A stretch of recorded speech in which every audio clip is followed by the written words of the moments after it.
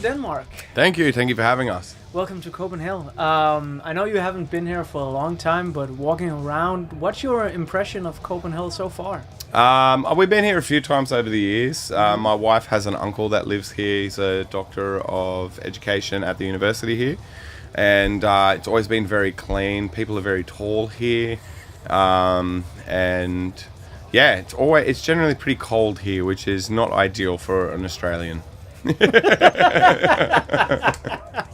Well, that sort of like frames Denmark all over. But, I've picked some albums from my private little humble collection, and I would like you just to flip through them and pick an album that you like, that perhaps means something to, or a band. Toxicity, straight away. Never heard of them. Death is cool. You know, they shape the music of today's death metal and deathcore bands. The Cure, love The Cure. My wife loves The Cure. Manson. Every record before this and Mechanical Animals was amazing. I think his later stuff now is not that great. Slayer, you know, respect, but never been a fan. Dio, only really know that one song. Guns N' Roses, hectic, love the Gunners. The Clash, love the Clash more than the Roses. Bowie is fucking insane. I'm just keeping System of a Down here because that's the most inspirational one to me at the moment. Bowie, iconic, and don't know who that is at all. But System of a Down, Toxicity, I remember like singing along to every single one of these songs. Where were you in your life when that record came out? I was actually a drug dealer. During this, I sold a lot of ecstasy in Sydney. I was like 18, 19, I think, at the time. So we'd spend so much time driving around doing drop-offs. Hope this doesn't incriminate me back in Australia. I don't think it does.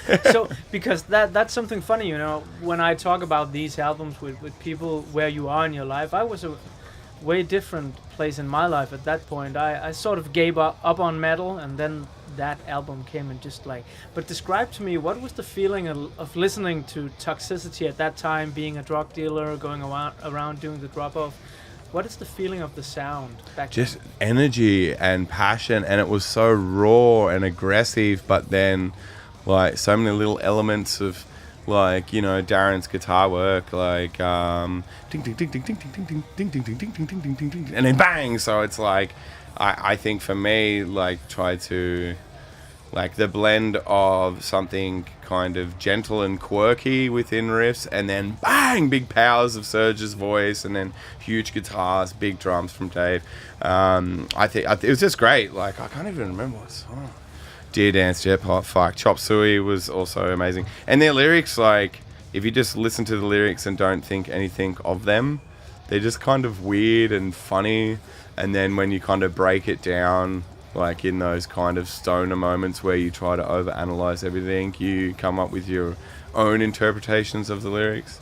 But yeah, System of a Down is probably one of the big iconic bands that really made me want to pursue music more professional, not even more professionally, but just more dedicated to music than that. But I was still playing in bands and did a lot of covers of, you know, Chop Suey and everything like this. So I was young, like early teens or late teens, and yeah, System of a Down, still an amazing band.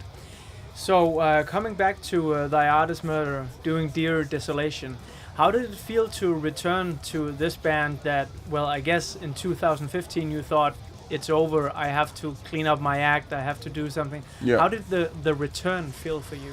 The return was like, I guess it was in two parts, where like the new me coming back was really excited because I was stronger, more intelligent, wiser, cleaner, and far more mature than I ever have been in my life. And so I really wanted to do something far greater than what I've ever done before, but the pressure was there because it was like, you know, you always have pressure coming into writing and releasing a new record, but for me it was trying to outdo myself more so than ever, to prove a point to myself and no one else.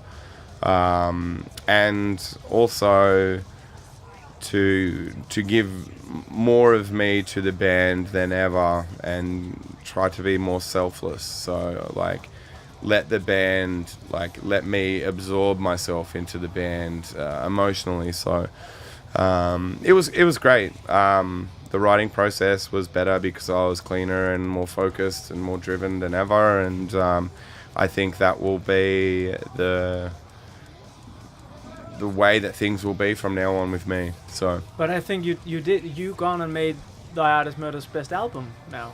I mean, Dear Desolation is just, it's so good. Really. Yeah, thank you. Yeah, It it's definitely what we are most proud of. I think that Holy War as well, and Hate to a point. But yeah, we're gonna have to write a new one soon. And you know, when you start the writing process, there's so many mind blanks and blank canvases where you're saying, what do we do now? We've done this and this and this and this. How do we build? And we always try to bring something different and new to the table, always keeping our the heritage that is Artist Murder, but adding little bits and pieces of like sweetness and spice along.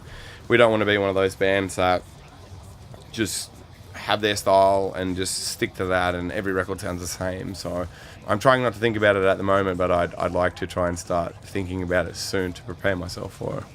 Then one thing is going back to the band, making a great record. Another thing is going on tour, because I'm thinking, I mean, I never been into drugs, but I like my alcohol a lot. And going out with bands, doing concerts, there's temptation everywhere. 100%. How was it for you coming back into The Artist Murder, doing the record and now touring with it? Because, I mean, you must be tempted, like, around every corner you go. Oh, I am, definitely. But, like, I think it's just about having self-control as well. When I left the band, I still had a lot of temptation at home with a lot of friends and people that I know. There is certain situations that may arise on tour or back in my personal life where I know that I can't be involved in that night or those people or whatever. So I kind of just step back and find something else to do. I have a business back home and a lot of other things to do with my life. So I'm extremely busy off tour. And then on tour, my main focus is to hang out with my friends. Like today, we've been like hanging out with our friends in Parkway for the whole day watching the World Cup. They're all in our dressing room now watching the France-Peru game. So it's just hanging out with the guys. I've never really had a problem with alcohol. I don't really like alcohol too much. Mine was always all the other stuff. But yeah, my main focus now is I'm on tour, have some fun, enjoy, the amazing cities and countries in Europe, and play the show the best that I can every single night and give my life to the audience and the stage. We've been around now, Dear Desolation, we heard about a System of a Down, but I would like to rewind even further back. If you can think back at the time where you first heard what you would define as metal, the very first time that you heard something metal, and what did it feel like?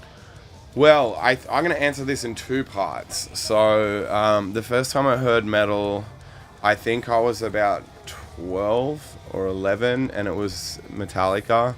And we went away for a soccer camp for my younger brother's team. And the older brother of one of my brother's friends was a year older than me. And we drove back to Sydney for 2 hours in his father's car. And they were huge Metallica fans. And it gave me a headache. And I was crying. And I was in so much pain listening to it. So I've never really liked Metallica because of that, I think. I have so much respect for them. Like, I think it's like they're super inspirational. And they're amazing, but just for me, my ears just don't connect with them. But I think what to answer the question, the band that changed everything for me and got me more into alternative and heavy music was Nirvana. Yeah, so like Nirvana, I heard around the same time, about 12, and then something just, I don't know what it was. I was listening to like pop music and ABBA and Dire Straits, the Eagles, stuff like this. My parents would give me in like hip hop. I've always been into rap and hip hop, still am. But Nirvana was like, changed my world. Like there was a stage where I would do everything that Kurt Cobain did, obviously except for heroin and suicide. but just I wouldn't listen to anything else except for Nirvana for like 3 years. Nirvana was the only band, and that was, I guess, the start of the process of building the musician within me. Hey guys, it's CJ from The Artist Murder. Thank you Copenhell and the people of Copenhagen here in Denmark for having us here in 2018. It's awesome to be a part of the festival, and this is our second time playing it. I hope you'll have us back soon. Peace out, thank you.